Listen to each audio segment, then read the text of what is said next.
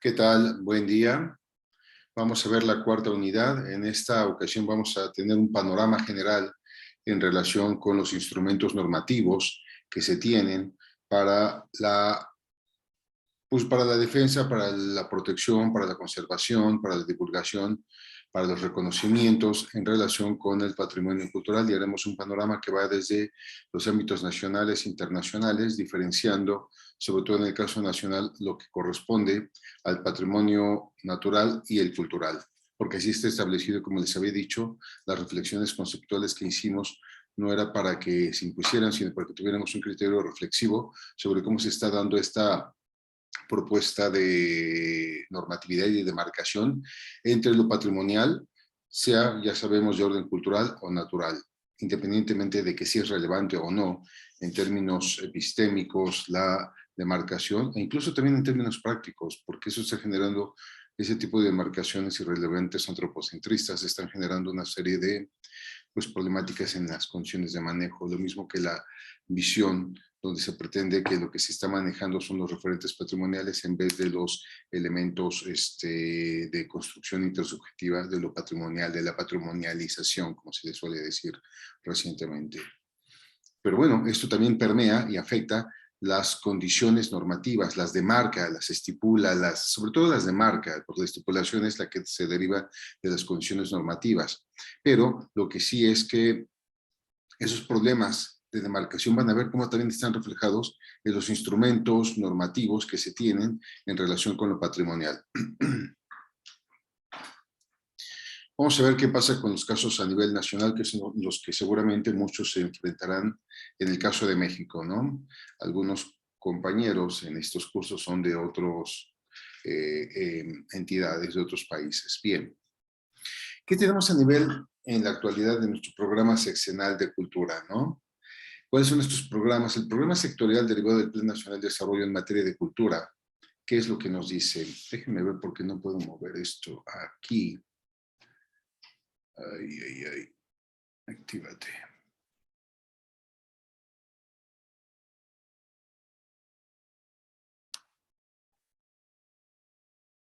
Voy a sacar tantito, voy a dejar de... Bueno, voy a estorbar esto por aquí, en fin, dice. El programa seccional sectorial derivado del Plan Nacional en materia de cultura, ¿qué es lo que tiene como objetivos prioritarios? Y esto es muy importante porque desde el sexenio pasado se están generando ya una serie de reflexiones en términos de los derechos de la cultura, pero también los derechos a los usos, a la comercialización, que muchas veces se retoman por diferentes entidades y que no necesariamente se les da un reconocimiento, pero también no se les da un beneficio económico, ¿no? Y mucho de este perfil también tiene que ver con estos reconocimientos, de lo que vamos a ver en las nuevas normatividades, insisto, que sobre todo se empiezan a estipular ya desde el sexenio de Peña Nieto. Tenemos el programa perdón, los objetivos prioritarios serían reducir la desigualdad de los derechos culturales, ¿no? Y dando prioridad, esto siempre va a ser este sesgo, ¿no? A los contextos de vulnerabilidad.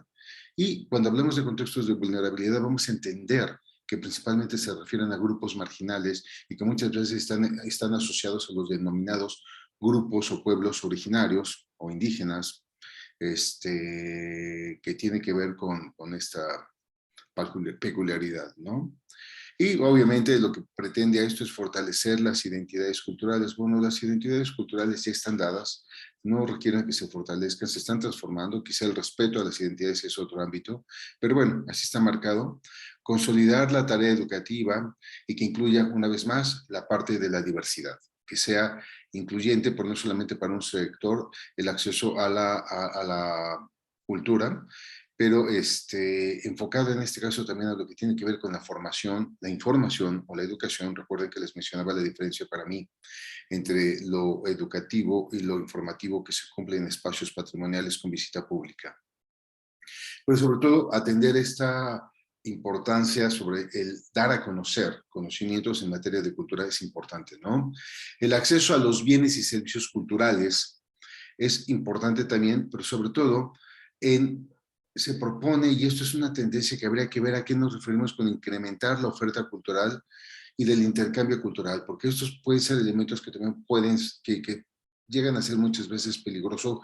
Recuerdo que en el sexenio de Vicente Fox se pedían indicadores donde lo que necesitamos es generar cada vez más y más visitas y el objetivo era tener de 10 a 1000, ¿no? Por decir algo, en un año. Era un asunto que no era sostenible, era más bien sostenido, un crecimiento sostenido, que son los problemas que habíamos visto ya cuando hicimos el análisis conceptual entre sostenido, sustentable y sostenible.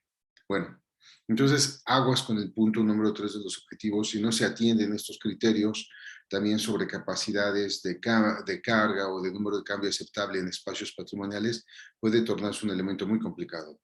Proteger y conservar una vez más la diversidad, la memoria y los patrimonios. Bueno, esto no es tan nuevo para para este programa, para estas nuevas políticas y normatividad de cultural, se sigue refrendando. Es algo que en México, cuando menos desde mediados del siglo pasado, se viene fortaleciendo, aunque derivó en un patrimonialismo también que derivó pues, incluso en cuestiones también discriminatorias. De lo discriminado al discriminado se le protege a tal punto que las acciones se vuelven paternalistas y después derivan en discriminación hacia otros sectores en relación a con lo que se está tratando de evitar sea discriminado. Bien, fortalecer la participación de la cultura en la economía. Les había dicho que, bueno, un tema es que la cultura no es un motor realmente de la economía esencial, puede ser coadyuvante, pero quien tenga estas políticas o que diga, porque son muy comunes escucharlas, de que la cultura es desarrollo de la economía, no, perdón, no, la cultura está subsidiada y la cultura, en sentido estricto, es expresión de todo, incluso de la economía. Por eso, un elemento cuidadoso que tenemos que ver aquí, en todos los elementos de instrumentos normativos que vamos a ver, es ya podrán inferir a través del análisis que hicimos también del concepto, cuando vemos este panorama general del concepto de cultura, van a ver a qué perfil de cultura se refieren. Se refieren a esta cultura que es de elite, romántica, exótica, en el cual solo son las bellas artes o las expresiones de este perfil. Van a ver que es muchas veces a eso se refieren por cultura, ¿no? Pero bueno, son problemas de acepciones conceptuales. Y les decía, y por eso empezamos con esa unidad. El primer punto son los enredos conceptuales. Cuando creemos que hablamos de lo mismo y que podemos estar hablando de cosas distintas porque ocupamos una misma categoría, o al revés, cuando ocupamos diferentes categorías y asumimos que hablamos de cosas distintas cuando realmente nos podemos estar refiriendo a lo mismo, o cuando hay excepciones ya muy pues caducas, obsoletas de los conceptos, pero que no se han actualizado y los seguimos ocupando, ¿no? Amén de los enredos que había dicho. Enriquecer la diversidad de las expresiones, el punto 6 de los objetivos, ¿no? Pues sí, digo, pero aunque no quisiéramos enriquecerlas, siempre se están enriqueciendo, se están transformando, aunque a muchos ese enriquecimiento les parece pérdida.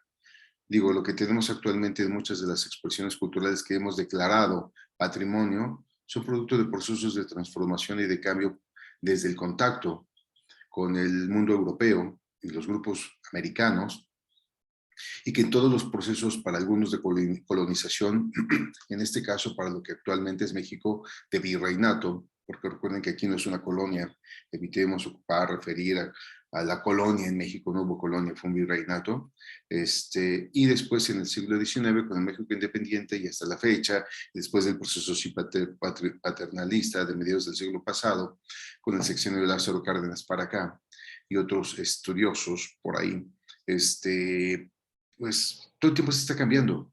La riqueza de la diversidad está dada en el proceso de cambio, no en el mantener, ¿no? No es un listado de ver quién tiene más, ¿no? A ver, ahora ya hay más, ahora hay 10, o hay 20, o hay 30, ¿no? No se trata de eso, porque además no es una cuestión cuantitativa, es una cuestión de transformación de componentes cualitativos y que se expresan de diferentes maneras, no en cantidades, ¿no? Pero parece ser que muchas veces estos objetivos que se transforman en políticas y en acciones tienen o parten de estas visiones, en fin, ¿no? Y obviamente algo importante aquí es que todo el tiempo, y lo vamos a ver aquí adelante en estas normatividades en materia de cultura que tenemos para nuestro actual sexenio, que obviamente se retoman muchas de las anteriores, están reconsiderando, y eso es bueno, ¿no? Una serie de entidades, de etnias, ¿no? O sociedades que están en un proceso de discriminación, y es cierto, ¿no? Basta que veamos un mapa de cómo está la distribución de los pueblos indígenas u originarios para ver cómo está la distribución de la pobreza en el país y veremos si no hay coincidencia con ello. Bien, la Ley General de Bienes Nacionales. Derivado de todas estas excepciones de lo patrimonial, uno se define ya como bienes, bienes de la nación. ¿Y cuáles son los criterios para poder regular, proteger, usar estos bienes? Bueno, está la Ley General de Bienes Nacionales, cuyo objetivo es establecer los bienes que constituyen el patrimonio de la nación, el régimen de dominio público de estos bienes, ¿no? La distribución de las competencias de las dependencias que son responsables, en este caso, lo que le podría tocar bueno, a la Secretaría de Cultura, a la Semarnat, y a su vez, dentro de ellas, a las dependencias que dependen de ellas, a las dependencias de ellas, valga la redundancia, perdón, ¿no?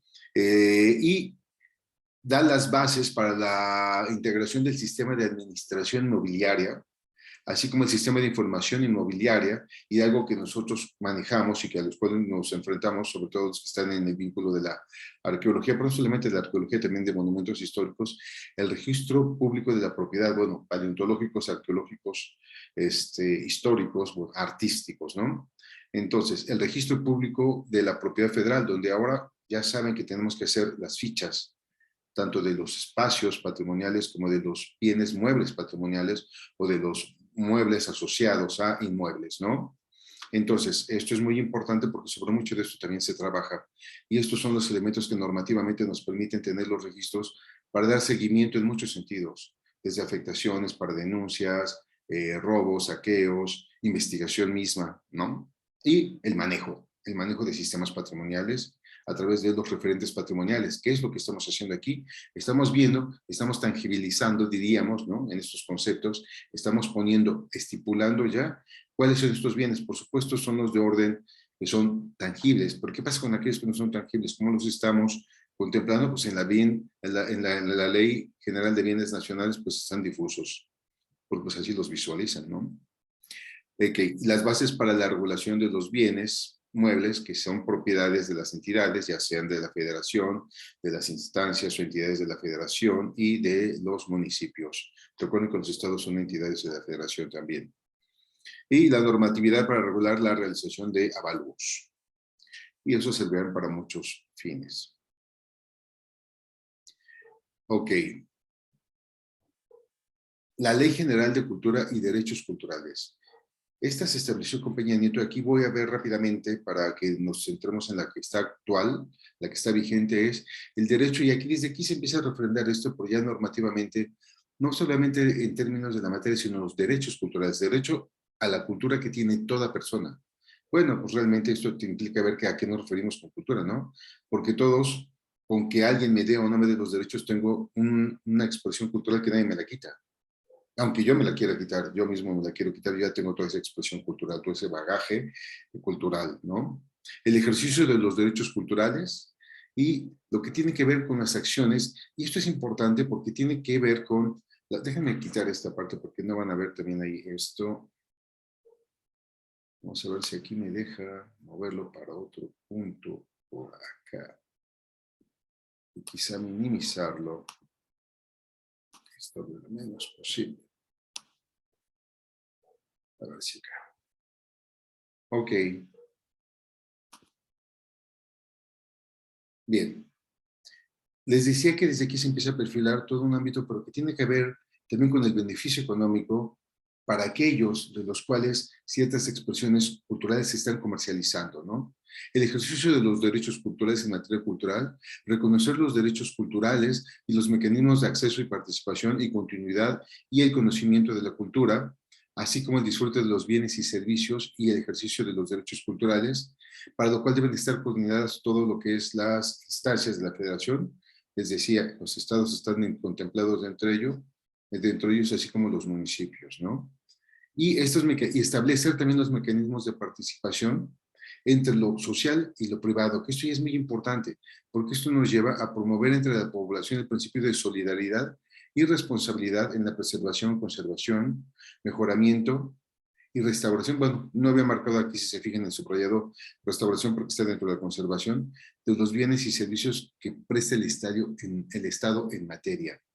Y eso nos está llevando a este perfil de algo que se hizo polémico no hace mucho en relación con el uso de diseños de grupos indígenas por casas de moda, ¿no? Y que no se les da ningún crédito, ningún beneficio. Es como ocurre actualmente con los espacios patrimoniales que se operan por el gobierno, en este caso por el Instituto de Antropología, donde todo el mundo pide, exige, y la gente de turismo es más, y sí, y los prestadores de servicios también, y los municipios que se abran los sitios, y ¿por qué no abres en este día? ¿Por qué no das esto?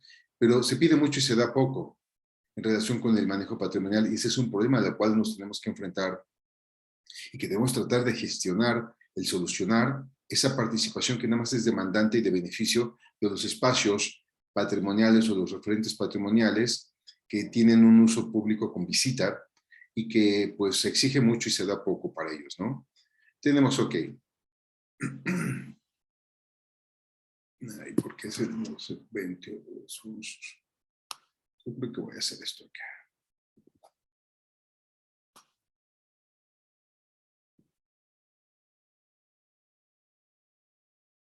No, pero no sé si se vaya a ver bien, caramba.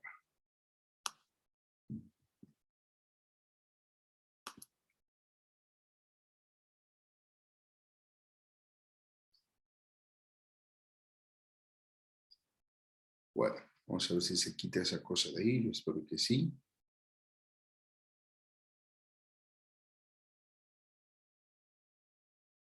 No.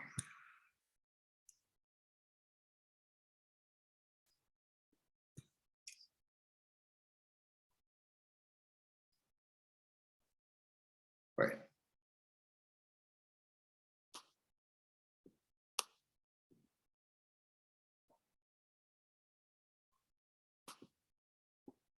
En fin, bueno, está la Ley General de los Elementos de la Cultura y de la Identidad de los Pueblos y Comunidades Indígenas, Afroamericanas y Equiparables.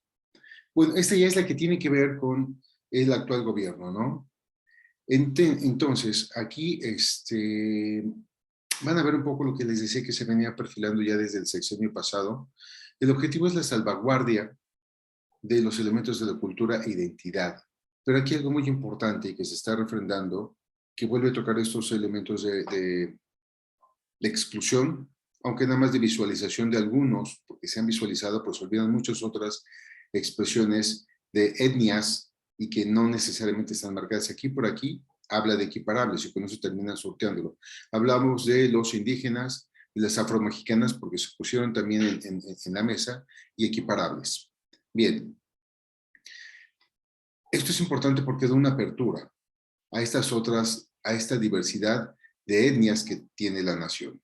Garantizar y reconocer el derecho a la titularidad de estas etnias sobre los elementos de su cultura e identidad. Aquí la palabra clave tiene que ver con titularidad.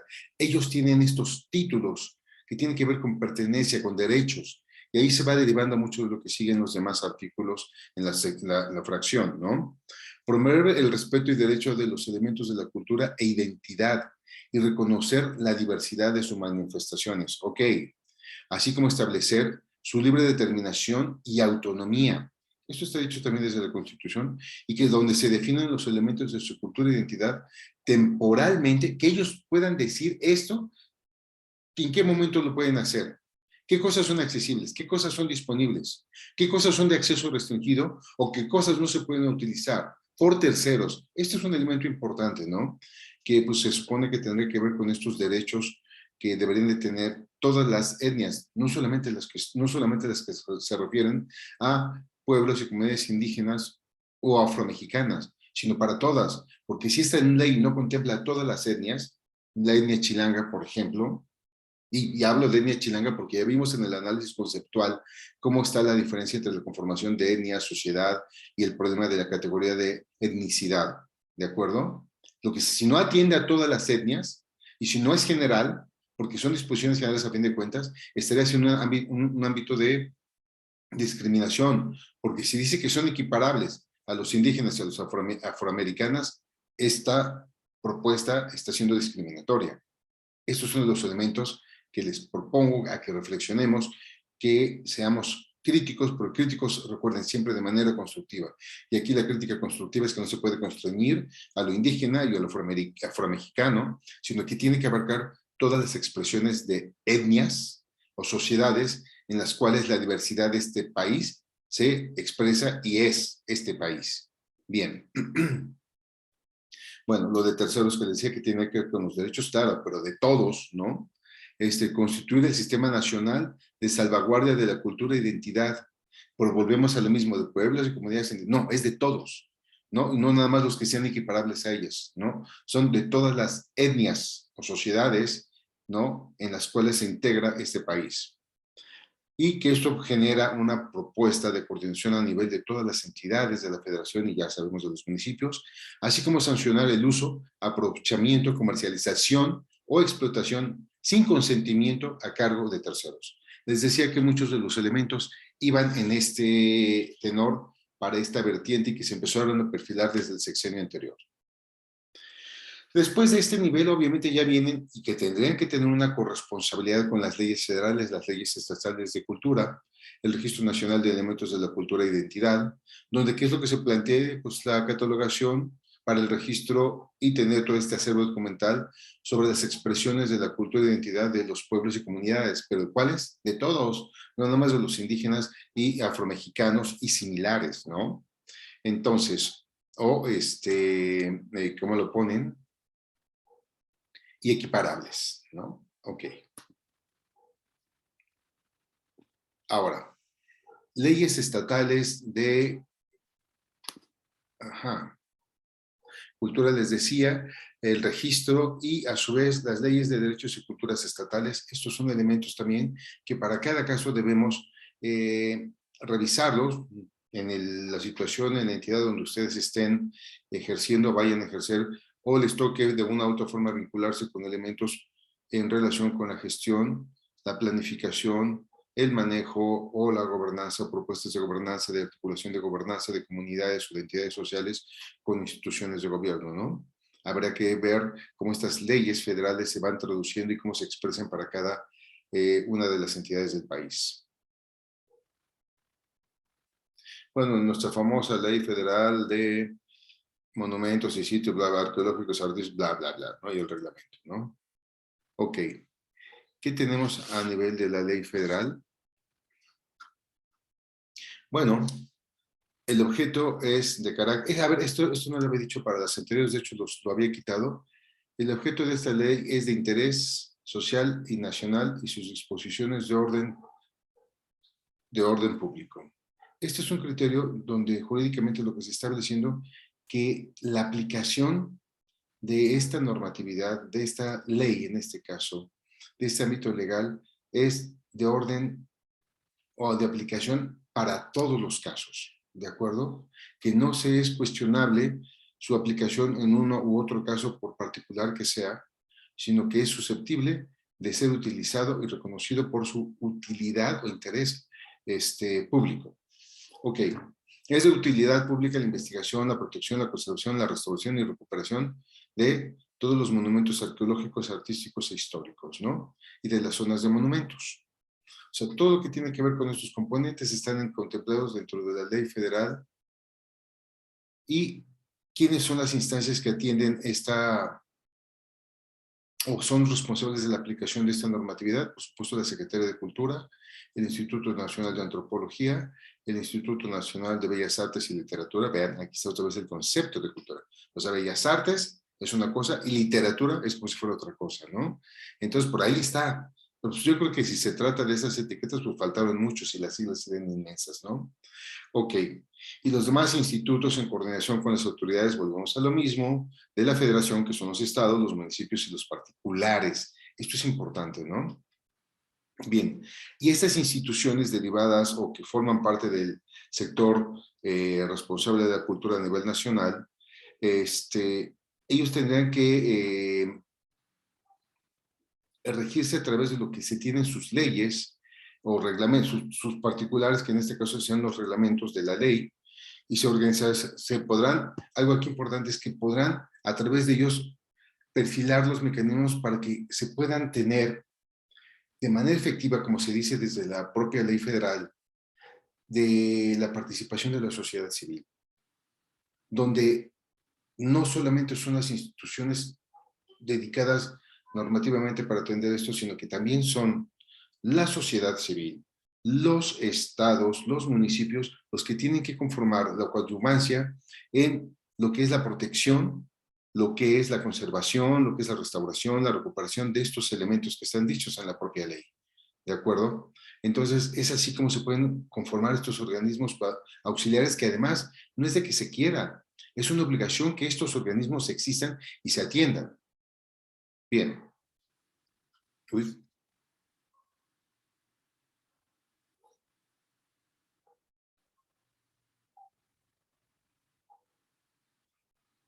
A ver, tengo otra cosa.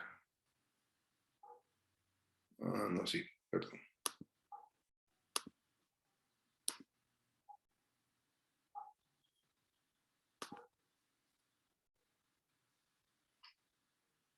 La Ley Orgánica del Instituto Nacional de Antropología e Historia. Esto es importante porque ya tiene que ver, sobre todo ya quien está imbuido en este ámbito del manejo de espacios patrimoniales, pues más vale que sepan cómo están organizadas las instituciones, en este caso el Instituto de Antropología, para saber cómo pedir, cómo vincularse, cómo gestionar con estas instituciones. Y bueno, en este caso la Ley Orgánica del INAH un poco establece su estructura, como le están viendo en pantalla, ¿no? Se estructura de acuerdo a funciones, en la investigación, en la conservación, en los museos, la docencia, ¿no? Y formación, ¿por qué? Porque en este caso el instituto sigue manteniendo la parte de la docencia y formación en sus escuelas, en la ENCRIM, en la ENA, por ejemplo, en la de Chihuahua, pero aquí la pregunta es si realmente estos ámbitos de la docencia y de la formación deberían de estar dentro de estas instituciones. No sé, es como si la Secretaría de Economía tuviera su propia escuelita, si la de la SEDATU tuviera sus escuelitas, y como si cada secretaría, institución, deberían de tener sus escuelas. Yo creo que las universidades, las escuelas, están para tener esto y tener las diferentes líneas de formación. En este caso, la UNAM tiene ya estas materias, no las tenía y estaban constreñidas y había un célula que solo estuvieran a través del Instituto Nacional de Antropología y en sus escuelas, ¿no? Pero un poco aquí la reflexión es si realmente nosotros necesitamos tener dentro de los institutos, de las secretarías, ahora de las secretarías, las funciones de docencia y formación. Sí, la actualización es algo indispensable para cualquier secretaría de Estado, de sus funcionarios, pero no necesariamente tenemos que tener instituciones de docencia y formación, pero así está, así existe, y ya sé que a muchos les va a parecer aberrante lo que estoy diciendo, porque históricamente las escuelas han pertenecido al INAH, ¿no? Y sí, sí, pero no siempre, en su momento pertenecieron a un instituto de educación que era el Instituto Politécnico Nacional. Ok. Entonces, pues también de acuerdo a cómo se estructura, tiene que haber una estructura territorial en centros o delegaciones regionales. Realmente aquí serían centros. Las delegaciones regionales se han establecido también con este gobierno, pero a nivel de lo que tenemos en el manejo del INAH, son centros, aunque se les suele llamar delegaciones, no tienen jurídicamente ese estatus. No hay una disposición para que se puedan realmente conformar ya como delegaciones y cumplir con lo que requieren para ser delegaciones. Son centros de representación estatal del Instituto Nacional de Antropología. Y un segundo.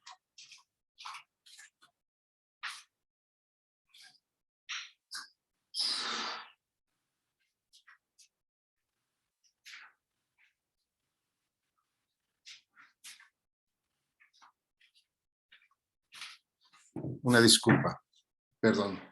Entonces les decía que realmente son centros, no tienen todavía esta estipulación y las condiciones en esa misma estipulación para tener los atributos de una delegación regional. En este momento no traigo a la memoria la diferencia, pero tiene que ver con facultades que tienen asignados un delegado y que no tiene, por ejemplo, un director de un centro INAH, ¿no? Pero, digamos, funcionalmente cubren lo que es la representación, las acciones, las funciones que tiene que desempeñar el Instituto Nacional de Antropología dentro de los estados, ¿no? Atender los ámbitos que ya vimos sobre la protección, la investigación, la conservación, la divulgación del patrimonio, la administración de los espacios patrimoniales también que tengan bajo su custodia. Y de acuerdo con su estructura administrativa, pues hay diferentes elementos en los cuales se viene organizando el instituto. Básicamente es la dirección. Hay dos secretarías. Yo considero que no deberían estar en el mismo nivel, que es la Secretaría Técnica, que ve los ámbitos técnicos sustantivos de investigación, y la otra que es la administrativa. Y por eso muchas veces se toman decisiones sustantivas desde el ámbito de la administración o la administración se contrapuntea con lo sustantivo. ¿Por qué? Porque están a la par. Si recuerden los procesos del modelo de planificación a las estructuras de los campos, de los componentes y campos de manejo, siempre demarqué lo que son los campos de manejo sustantivos y después el adjetivo que era la administración, para que realmente atendiera y cumpliera con la administración, comprobación, procuración de recursos de lo que se requiere en el ámbito sustantivo, no al revés. Entonces el instituto se enfrenta a esa disyuntiva porque tiene dos áreas que no deberían de estar en el mismo nivel, están en el mismo nivel que es la Secretaría Técnica y la Secretaría Administrativa. Esto es sin menosprecio, por supuesto, las funciones de cada una, pero esto genera un problema operativo real, ¿no? Y derivado de esto vienen las coordinaciones nacionales propias de cada una de las áreas. Están, por ejemplo, administrativas, desarrollo institucional, humanos, materiales, financieros, obras, en fin. Y dentro de la parte de la Secretaría Técnica, digamos, están las sustantivas, como pueden ser arqueología, antropología, la dirección de historia, etcétera, etcétera, etcétera, ¿no? Bueno, sí, conservación y bien, ¿no? Entonces es un poco como tenemos esta estructuración y a partir de cada una de las coordinaciones vienen especificidades que dependen de sus ramas de competencia o de marcación sustantiva, ¿no? Bien, en los lineamientos para la investigación arqueológica, pues es cosa que a ustedes también les debería de importar y conocer, porque en México la investigación arqueológica solo se hace con autorización de la institución a través del Consejo de Arqueología, que es donde se reglamenta y se dice cómo se puede hacer la investigación arqueológica en México.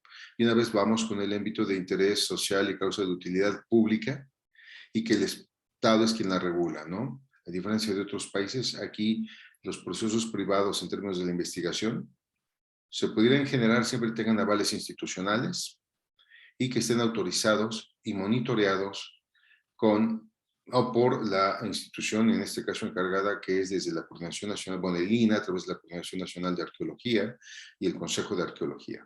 El Consejo es un órgano consultivo, asesor, etcétera, que habla y dice y dictamina en relación con, bueno, es que hay toda una bronca, porque el Consejo está teniendo atribuciones que como Consejo no debería tener normativas, sino que las tendría que pasar para que las autorice realmente la Coordinación Nacional de Arqueología. Por así viene funcionando, ¿no? Y así está estipulado y así, bueno, habrá que atenderlo. A lo mejor el problema es la etiqueta de consejo, pero bueno.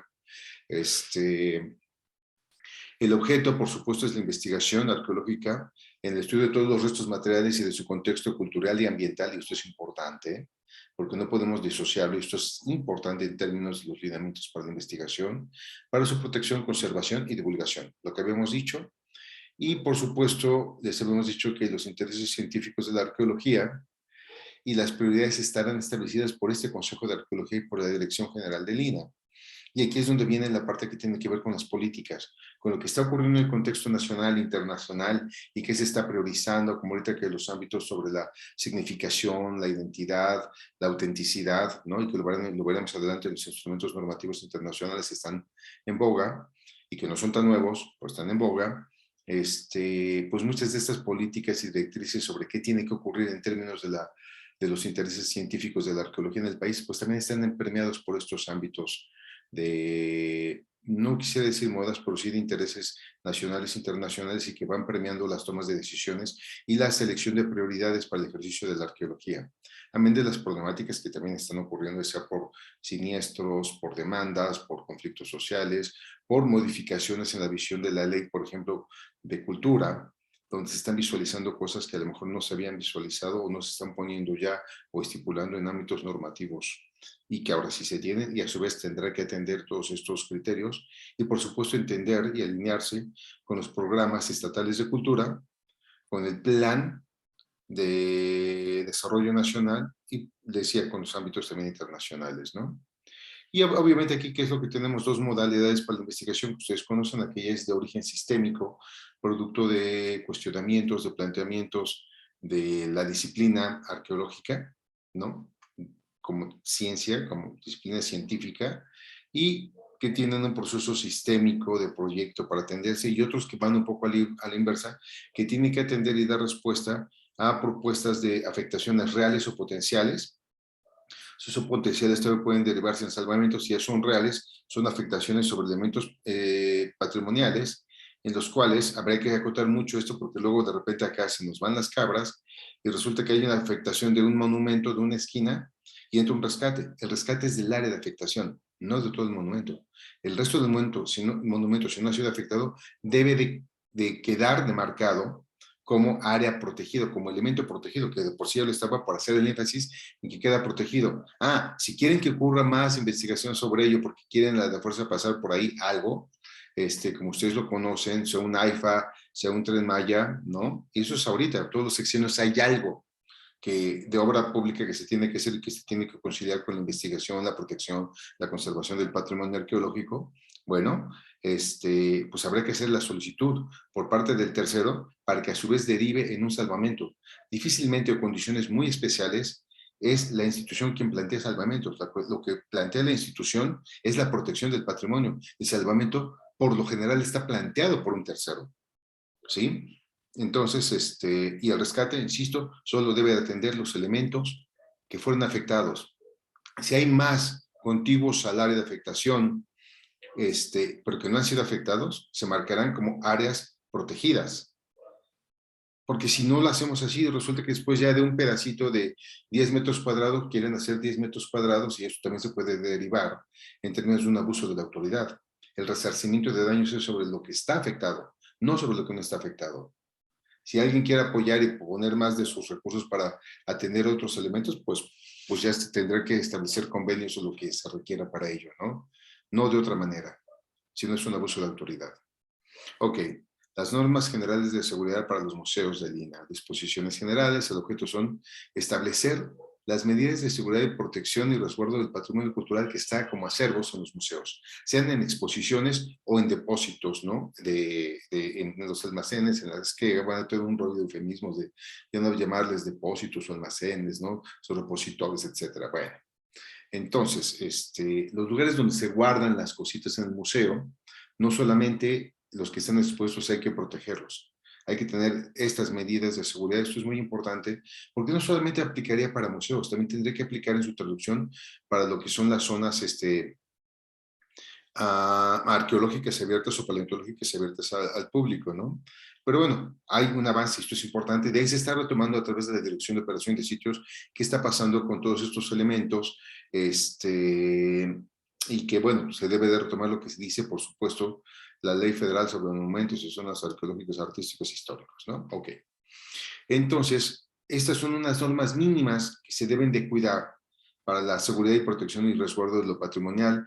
Decía, no solamente para los museos, porque a su vez existe toda una serie de instrumentos también que se tienen en el instituto y tienen que ver con lo que es el PREVINA, el programa de prevención en términos de bienes patrimoniales a cargo del Instituto Nacional de Antropología, o no, pero de entrada se centra cuando menos en defender lo que tenemos en el instituto y por supuesto a partir de toda esta normatividad que tiene que ver con el conocer cuáles son los componentes patrimoniales que estamos protegiendo, cuáles son los factores de vulnerabilidad y de riesgo que tienen ante cualquier siniestro de ser susceptibles de sufrir afectaciones, o tener ya afectaciones permanentes o abruptas a partir de algún evento o un fenómeno que puede ser un meteoro natural o un fenómeno o una afectación antrópica, ¿no? Entonces hay un elemento también fuerte que abarca incluso estas cuestiones en materia de seguridad del patrimonio cultural y que se están atendiendo y que en el manejo de espacios patrimoniales a través de los centros cine y de las áreas, digamos, del instituto se están atendiendo y hay una capacitación permanente para ello, ¿no? Y bueno, estos son los lineamientos para el manejo de zonas arqueológicas y paleontológicas, que eso está generado desde la Dirección de Operación de Sitios y ahí no es el único instrumento, hay otros lineamientos que se están planteando para el uso de espacios, un poco como son las NOM de turismo, las normas oficiales, pues se están fortaleciendo también para el Instituto Nacional de Antropología a través de la Dirección de Operación de Sitios y actualmente están estas mesas de trabajo y pues los decretos de zonas de monumentos o zonas y monumentos, perdón, arqueológicos, históricos o paleontológicos. Algo importante que tenemos por ahí que surge de la famosa COFEMER, la Comisión de la Federal de Mejora Regulatoria, es que ella ha generado un diagnóstico regulatorio sobre zonas de monumentos arqueológicos y una propuesta de reglamento, y esto es muy interesante porque se liga a lo que está haciendo también la Dirección de Operación de Sitios en el INAH en relación con lo que es el manejo, pero sobre todo lo que son estas actividades y que lo veíamos ya también por ahí en nuestra revisión de lo que son los términos de referencia o las propuestas de manejo que se tienen del INAH a través de la Dirección de Operación de Sitios, tanto para la apertura de sitios, para lo que son actividades y mejora de condiciones para la visita pública y por supuesto para la apertura de sitios que no están abiertos al público, ¿no? Entonces, este diagnóstico de la COFEMER y lo que es esta propuesta de reglamento, pues es importante porque hace toda una reflexión sobre cuáles son las condiciones para que se autorice, sobre todo la realización de actividades cívicas y culturales. Este es un problema, esto es una demanda permanente, que es el equinoccio de primavera, que si alguien quiere hacer no sé qué cosa esotérica y cargarse de energía más allá del día de la primavera, etcétera, o que es la festividad de no sé quién y que quieren hacer algo ahí, o que una carrera, lo que se les ocurre quieren hacerlo en torno a las zonas arqueológicas. En este sentido, aquí lo que ocurre es que hay otro elemento más de sumar a los planteamientos normativos para realizar la regularización de estas actividades o eventos que están en torno a las zonas, porque los mandan y ya ahí te va también mi evento, ya lo voy a realizar, autorízamelo, ¿no? Pero básicamente es un bosquejo. Lo que se requiere es que cuando menos presenten dos cosas los que quieren hacer un evento asociado o en espacios patrimoniales. Es un programa cultural donde la temática debe de ser evocativa a la significación patrimonial y debe generarnos un programa operativo con todas las especificaciones sobre quiénes son los responsables, cuáles son las instalaciones que se van a poner con todas las especificaciones técnicas, cómo va a tener el manejo de desechos, cómo va a tener el control de acceso-salida, tanto de operativos como de los que van a ser ya los visitantes o los usuarios del evento que quieren llevar a cabo. ¿Cuál es su programa, decía, de montaje, de desarrollo y desmontaje con todas las especificaciones técnicas y en planos y con gráficos y con acreditaciones para que esto se pueda probar? Por sin embargo, no, es todo muy a la ligera, ¿no? Y volvemos a lo mismo. Yo demando los usos, pero te doy poco a cambio. Y a partir de llevar a cabo estos eventos, ¿qué le estás dando a la zona arqueológica? Eso hay que gestionarlo. Hay que gestionar que no nada más es estar haciendo uso, sino que también hay que ser corresponsables en la conservación, en la operación, en el manejo integral de estos espacios, con todo lo que implica, que va desde la protección, la conservación, la investigación y la divulgación. ¿De acuerdo? Entonces, bueno, es algo más que tenemos por ahí a través de la COFEMER que no siempre se toma en cuenta. Bueno, está la contraparte de la Ley Federal sobre Monumentos y sobre zonas y monumentos arqueológicos, artísticos, bla, bla, bla. Ok. Está la LEGEPA o la Ley GEPA, la Ley General del Equilibrio, bla, bla, bla, ¿no? Están viendo en pantalla. Entonces, ¿qué es lo que se busca con esta ley? Pues es propiciar el desarrollo sustentable de los espacios patrimoniales también de orden natural y que garanticen el derecho para todos a vivir en un ambiente sano y establecer a partir de ello políticas e instrumentos para que esto ocurra y, por supuesto, tener los elementos de preservación, restauración y mejoramiento del ambiente, la preservación y protección de la biodiversidad a través de su administración en programas de manejo y conservación o de conservación y manejo de áreas naturales protegidas que se establezcan, que se definen o que se decreten y que establezcan, por supuesto, para que haya un área natural protegida, debe de haber programas de conservación y manejo, así como también definir cuáles son estos aprovechamientos dentro de estos espacios sustentables que se deben de tener para poder garantizar y prevenir, perdón, aquí el teléfono ya me estaba sacando de onda, ¿no? Para la prevención y control de la contaminación, el aprovechamiento sustentable de los recursos, que no se trata de generar la explotación indiscriminada de recursos, sino que habría que tener regulaciones, a dónde sí, con qué intensidad, a cuáles quedarán como reservas, sobre todo cuando ya tenemos áreas naturales protegidas, pero en términos generales que todos los recursos que tenemos tengan este uso sustentable o sostenible, ¿no? No, sostenido. Garantizar la participación de las diferentes entidades sociales, ya sea de particulares, de organizaciones, ONGs o de instituciones de gobierno de cualquier nivel, para lograr eso que seguimos hablando aquí, que veíamos que era un problema, el equilibrio ecológico. Eso no existe, ¿no? Es detener el deterioro, ¿no? O desacelerar, no detener, perdón, estoy diciendo mal, yo también, es desacelerar los ritmos de pérdidas y de transformación en lo que a nosotros nos interesa y valoramos ahorita, porque nos es de utilidad. Como sociedad, todo siempre está permeado a través de nosotros. Recuerden que por eso era la crítica de la diferencia entre lo sostenible y sustentable, lo que se vincula al hombre y lo que no. Pues todo se vincula al hombre, porque a fin de cuentas es el hombre incluso quien está planteando estos elementos, ¿no? Y somos un elemento tan natural como los otros. Bueno, el ejercicio de las atribuciones que tiene, por supuesto, esta instancia, y que deben de tener las demás instancias en materia del equilibrio ecológico. De hecho, se llama todavía del equilibrio ecológico la ley, ¿no? Desde ahí empezamos con este tema, pero es parte de una historia, ¿no? El establecimiento de mecanismos de coordinación, inducción y concertación entre autoridades, sectores sociales y lo privado, personas, grupos, etcétera, ¿no? Medidas de control y de seguridad para garantizar el cumplimiento de la aplicación de esta ley y las sanciones que correspondan, ¿no? Bien, permítanme hacer una breve pausa por aquí y nada más vamos a dejar tantito de compartir y vamos a pedirle que por favor me detenga. Vamos a...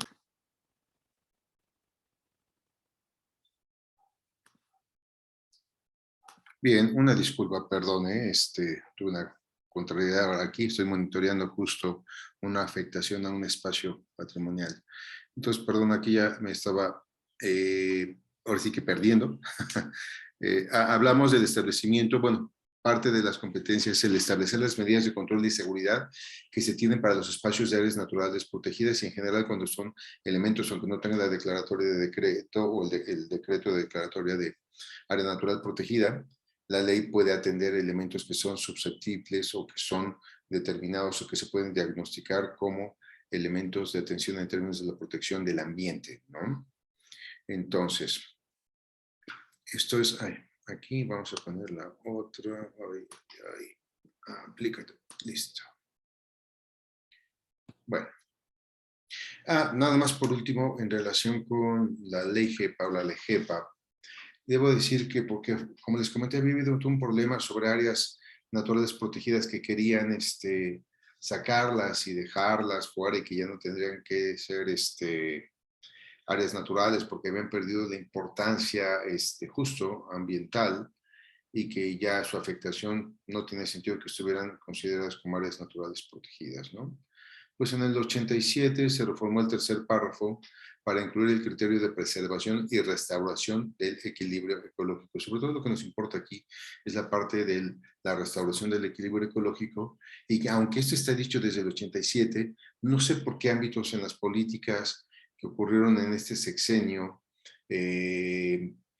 panista de Fox, estaban pretendiendo desaparecer áreas naturales protegidas bajo el argumento que no tenían elementos de lo representativo que les había declarado que se había hecho, por las cuales se había hecho su declaración como áreas naturales protegidas.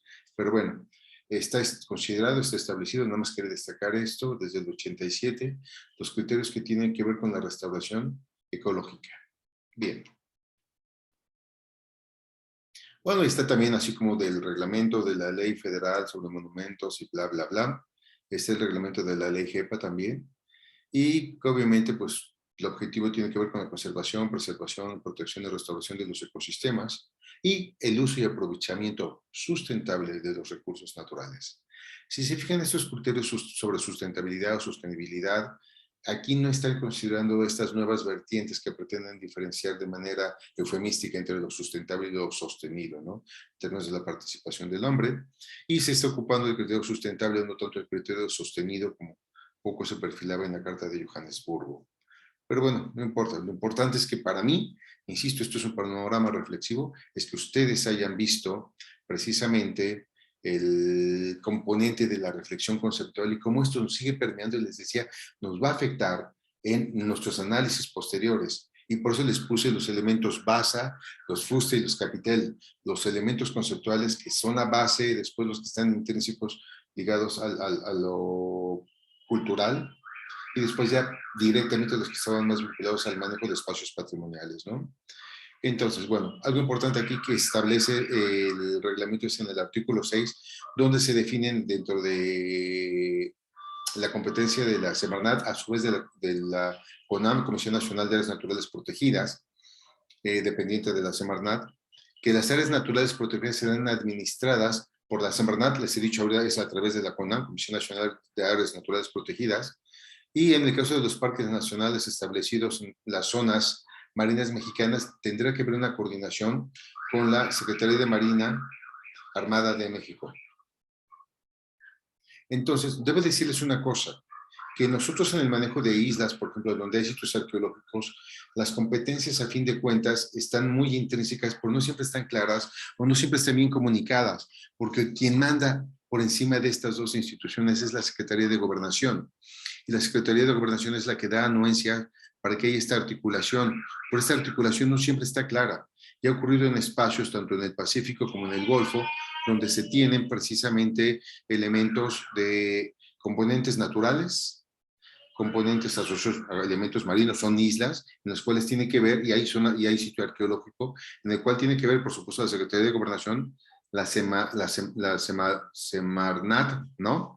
La Secretaría de Cultura, a través del Instituto Nacional de Antropología, y la Secretaría de Marina Armada de México, pero no solo ellas, sino que también, por ejemplo, en el caso de Isla de Sacrificios, tiene que ver la SCT a través, que ahora ya lo tiene la Marina, ¿no? Porque han ido cambiando estas cosas, sobre todo cuando se trata de señalización marítima para arribar a un puerto como es el puerto de Veracruz, donde antes la señalización estaba sobre la isla, pero pasa atrás, el canal está atrás y la señalización pues ya realmente es de nuevas generaciones, y estos faros históricos que se hicieron en los años 60 que tanto gustan y que tienen allí en Cozumel y que las tenemos en diferentes puntos del Golfo y del Pacífico costero de la nación, pues ya más bien quedan como elementos, pues no están dentro de la ley ya para que sean históricos, pues son históricos, son bonitos, y pero ya la señalización marítima tiene nuevas tecnologías, ¿no? Por lo que les quiero poner el ejemplo es de cómo hay una convergencia, no solamente de estas áreas que se señalan aquí en la ley general, sino también del elemento de cultura, y lo vimos cuando estábamos viendo precisamente lo de los bienes mixtos, que hay y debe de haber una perfecta coordinación entre estas instituciones, pero en estos casos que tienen que ver con aguas, islas, pues no solamente son las únicas instituciones las que se están vinculando. Bien. ¿Cuáles son las categorías que tenemos dentro de las áreas naturales? Pues están reservas de la biosfera, están parques nacionales, están monumentos naturales, áreas de protección de los recursos naturales, áreas de protección de flora y fauna, y algo que nos interesaría mucho, porque esto puede ser una buena oportunidad, son las áreas destinadas voluntariamente a la conservación. Y esto es muy importante porque lo pueden hacer desde gobiernos estatales y municipales y se puede anticipar en la protección de espacios mientras ocurre o no una propuesta a nivel federal de decreto de área natural protegida, de ANP. Entonces, esta es la oportunidad para muchos espacios que interesa proteger, y muchos de ellos también asociados a componentes culturales, como eran, y me tocó un poco esta gestión en torno al Camino Real de Tierra Adentro, en la sección que corresponde a Guanajuato, donde la protección de elementos naturales destinados en términos de los estados o del municipio, aquí le tocaba al municipio de San Miguel de Allende, el poder hacer decretos de áreas destinadas voluntariamente a la conservación, mientras ocurrían o no elementos de áreas naturales protegidas, ¿no? O a lo mejor ni siquiera se van a requerir, porque aquí incluso cuando ya se tienen estos elementos de otras declaratorias, no aplicarían estas declaratorias ad hoc, ¿no? De áreas destinadas voluntariamente. Pero debo decir que son un elemento interesante porque nos permite avanzar en la protección de espacios naturales y, por supuesto, de componentes culturales asociados a ellos, ¿no? Y bueno, también las zonas de conservación ecológica municipales. Y por último, algo que ya analizamos y que fue parte de una de las unidades, los términos de referencia de las áreas naturales protegidas, competencia de la Federación. Bueno, esto es un poco el panorama, porque insisto, esto es un panorama básicamente de lo que estamos viendo en este curso. No hay oportunidad para otra cosa. Vamos a ver qué pasa a nivel internacional con la normatividad. Bueno, están tratados internacionales, y que en este caso es la Secretaría, el gobierno a través de la Secretaría de Relaciones Internacionales se suscribe la presidencia, por supuesto, el país, y una muy importante es con la UNESCO que tenemos desde 1972, en las cuales somos estado parte de la Convención sobre la Protección del Patrimonio Mundial, Cultural y Natural. ¿De acuerdo? Hay otros instrumentos muy importantes a nivel de tratados, como son el de autenticidad de NARA, que esto tiene que ver y se asocia y vamos a tener por ahí, después ya les pasaremos, esperemos la información por noviembre, un curso sobre, pues ya no sé si es un seminario, mesa o un híbrido entre mesa redonda, entre ambos, con especialistas en relación con diplomacia científica y prevención del tráfico de bienes patrimoniales. Entonces, por aquí sí hay mucho sobre el tráfico de bienes patrimoniales, pero aquí lo importante es como esta cosa llamada, definida, que después en algún momento podemos platicar sobre diplomacia científica, ayuda a la prevención o a la recuperación y a la conservación de bienes patrimoniales que están en estas condiciones, ¿no?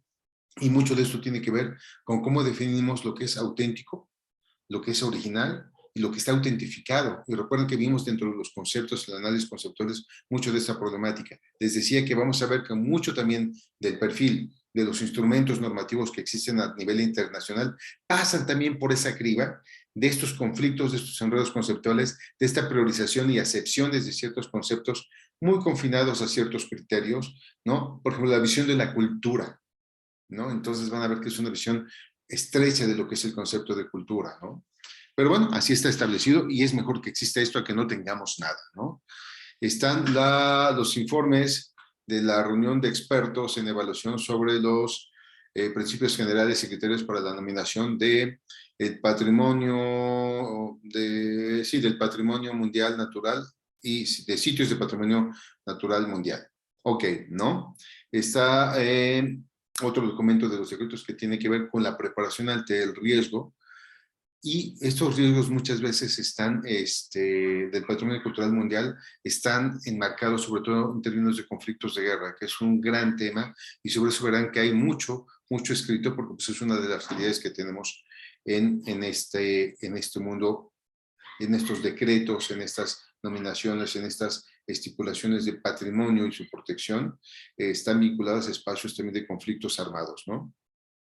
Y el manual para el manejo de sitios patrimonio cultural y mundial, que bueno, está muy chistoso, pero bueno, existen también estos documentos, no me meto más en ello porque los vimos, es nada más un panorama de qué tenemos también a nivel internacional, lo tienen esto en la bibliografía, ahí están los instrumentos, quien quiera ahondar más sobre ellos, están las directrices y prácticas para la aplicación de la convención, están las reglas de procedimientos, están los indicadores. Este tema me interesa mucho.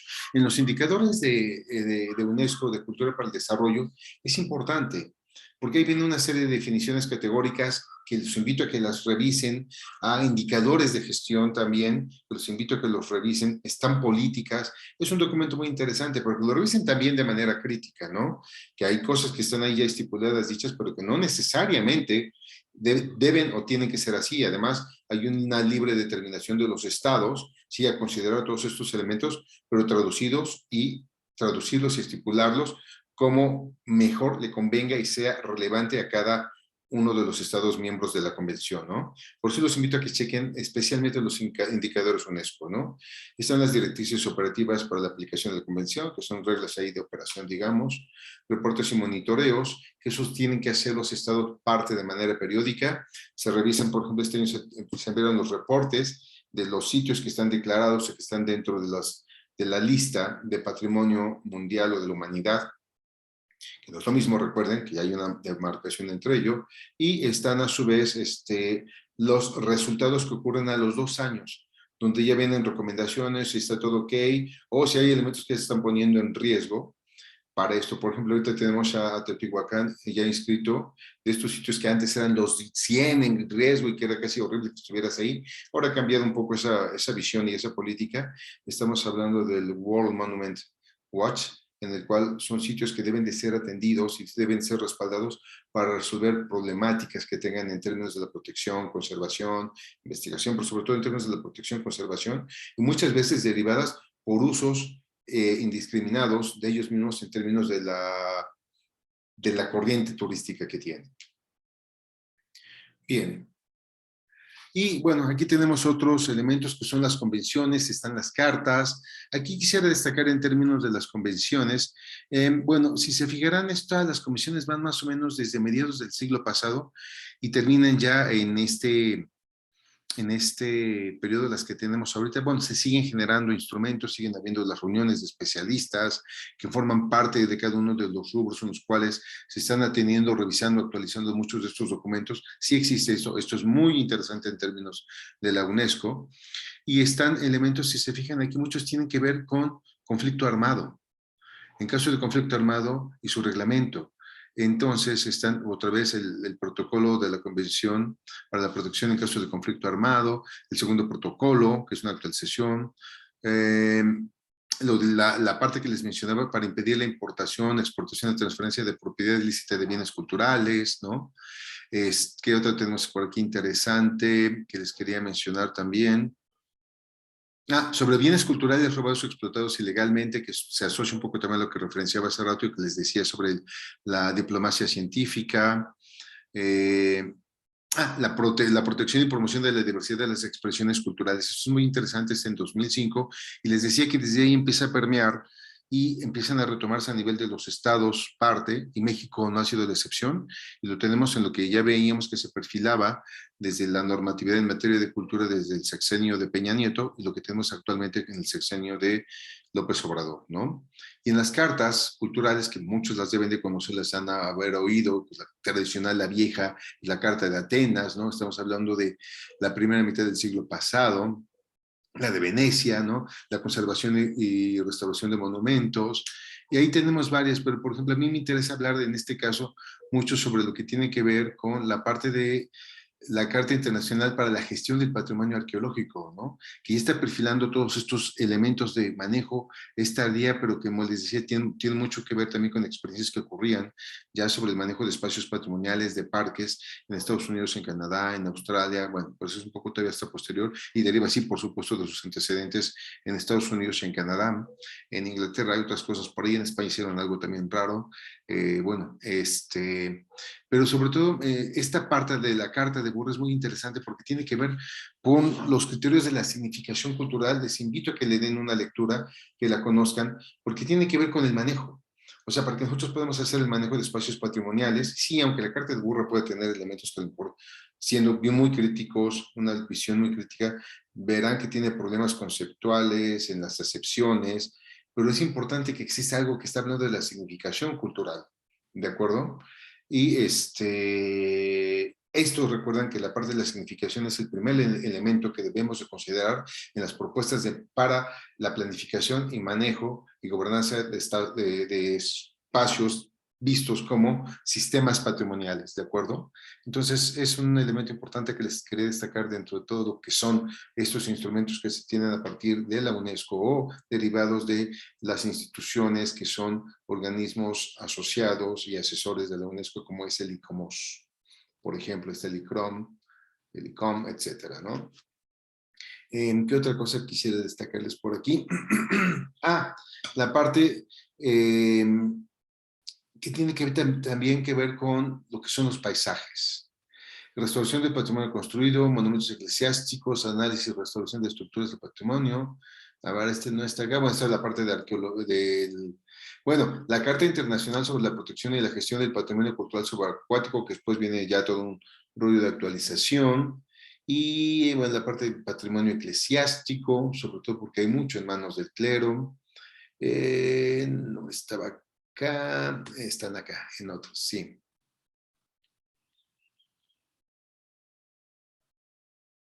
Bien, aquí estamos, en las recomendaciones, ¿no? Y de las declaraciones están la de México sobre los principios que deben de regir las políticas culturales. Esto es importante.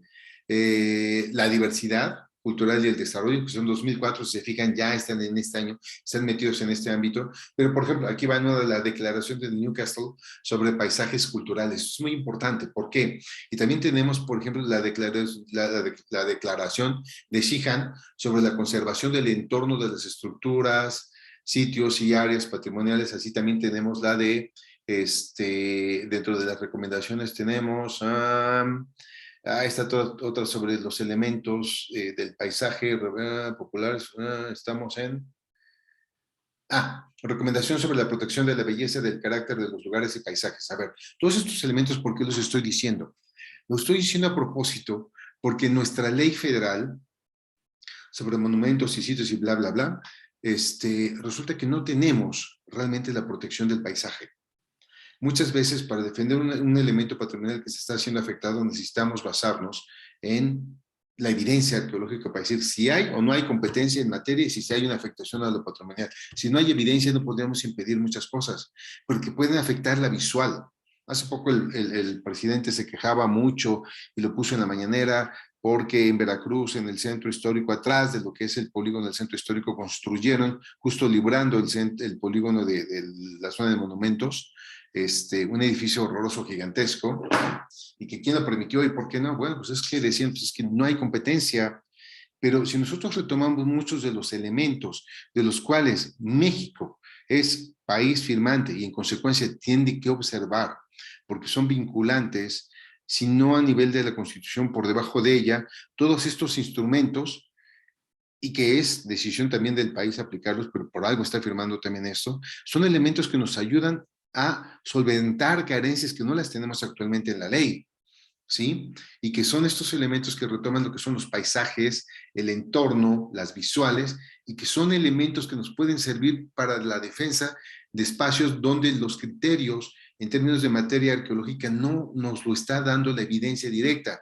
Por si lo entendemos en un contexto de un entorno cultural y natural y de la construcción y lo que significa ello, podemos defender estos espacios cuando no tenemos técnicamente los elementos en los cuales nos marca o nos enmarca lo que estipula la ley federal.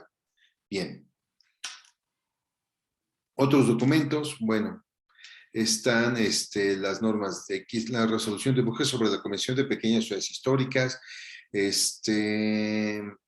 bueno, en fin, estos son más de los elementos que tenemos por ahí, incluso que ya tiene que ver con elementos más recientes, las significaciones culturales.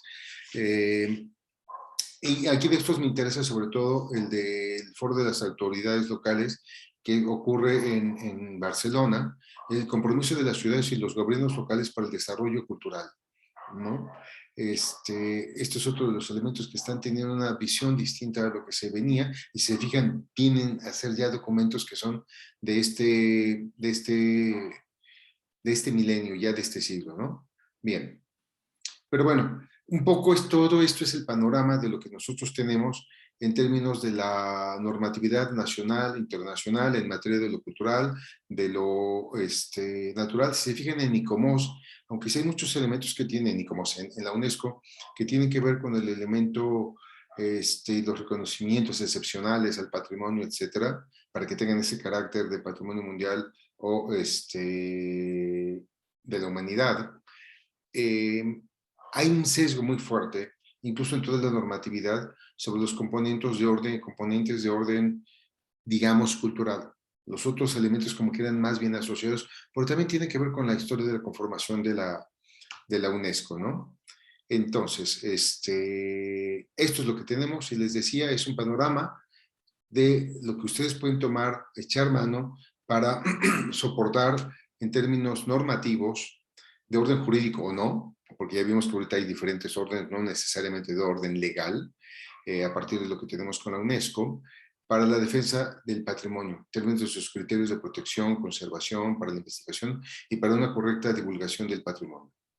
Bueno, pues aquí nos quedamos, nos vemos la otra semana. Pido que nos reunamos presencialmente para poder hacer este balance de lo que ha sido esta panorámica del curso en relación con la gestión de sistemas patrimoniales. Muchas gracias, que tengan excelente domingo.